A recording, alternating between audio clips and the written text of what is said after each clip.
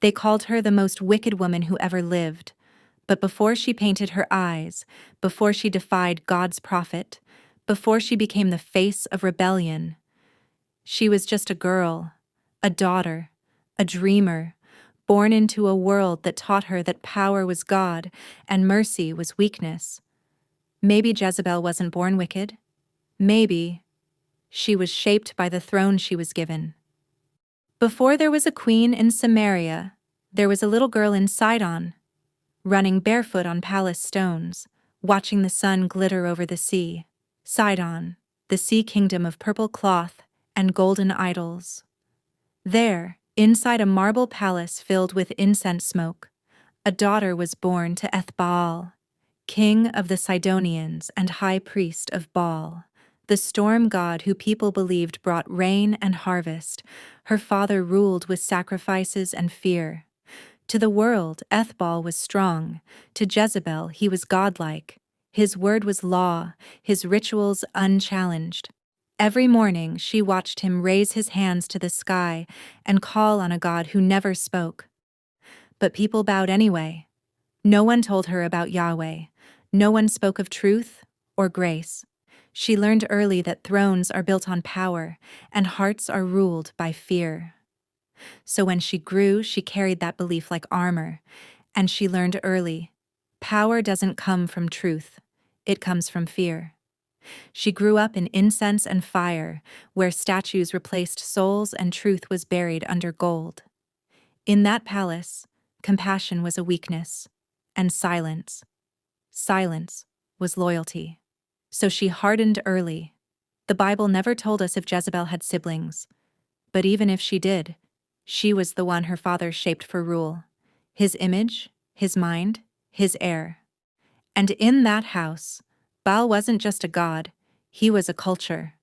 When she met Ahab, king of Israel, it wasn't love, it was politics. It was a political marriage, the union of two nations, two altars, and two faiths. Ahab wanted peace, Jezebel's father wanted power.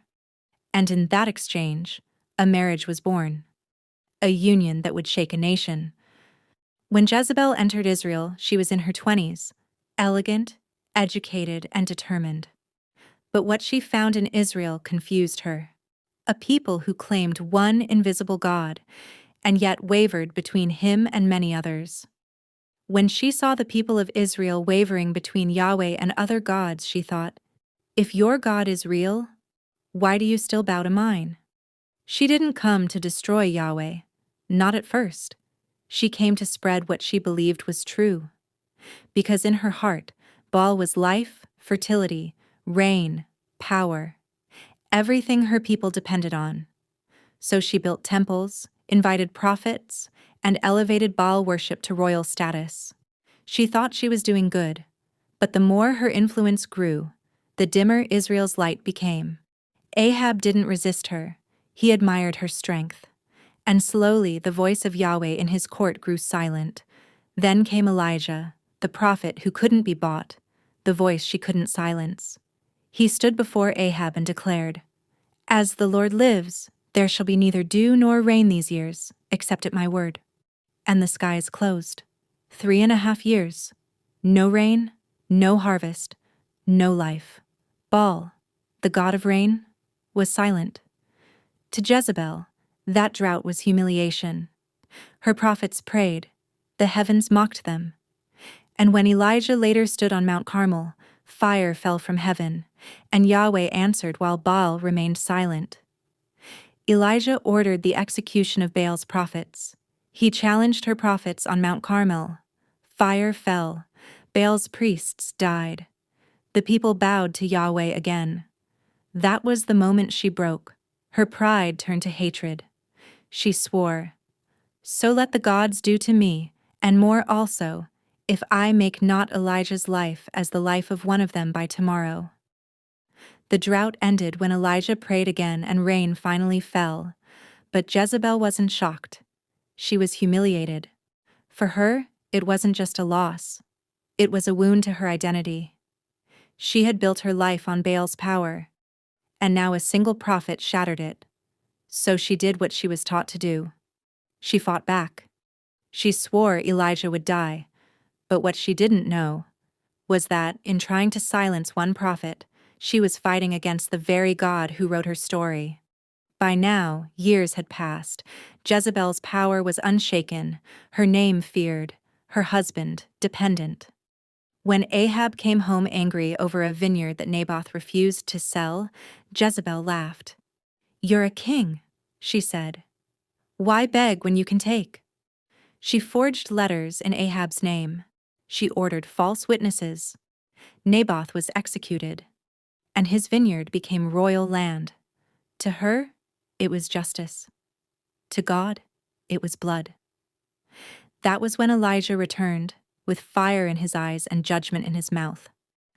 Dogs will lick Ahab's blood, and dogs will eat Jezebel by the wall of Jezreel.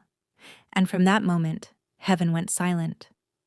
Her story was already sealed.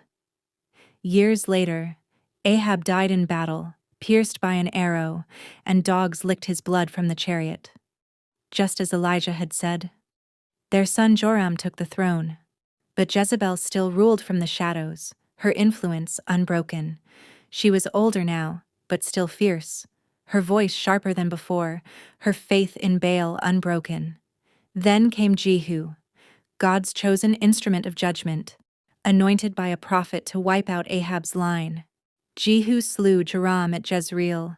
His body was thrown on Naboth's field, fulfilling Elijah's prophecy. News reached Jezebel. She knew what was coming, yet she did not tremble. She did what she always did. She prepared her face. She painted her eyes, adorned her hair, and sat by the window. To everyone else it looked like vanity, but in her mind it was armor. She would die as she lived, proud, unbowed, and staring her enemy in the eye. When Jehu rode in, she mocked him. "Is it peace, Zimri, murderer of your master?" But Jehu looked up and shouted, "Who is on my side?" 2 or 3 eunuchs, her own attendants, stepped forward. They looked at her once more, perhaps remembering years of fear, and they threw her down. And just like that, the queen who made prophets tremble was gone. Her blood splattered the wall, and the horses trampled her body. Dogs ate her body by the wall of Jezreel, and when they searched for her to bury her, only her skull, her feet, and her palms remained. Everything else was devoured, and that's how Jezebel's story ended. But her name didn't. Centuries later, the book of Revelation mentions her again, not as a person, but as a spirit that still tempts hearts away from truth. Her life became a mirror, showing how pride can blind, how faith can twist, how power without humility always ends the same. Her spirit became a warning across ages that power without truth breeds ruin, and beauty without humility turns to ashes. Because maybe Jezebel didn't hate God at first, maybe she just never knew him. And when truth finally met her, she chose her gods over grace. And that's how our little girl from Sidon became the name the world would forever fear. She thought she was building a throne, but she was digging a grave. She thought she ruled Israel, but she never knew. She was just another piece in God's plan to show that He alone is king,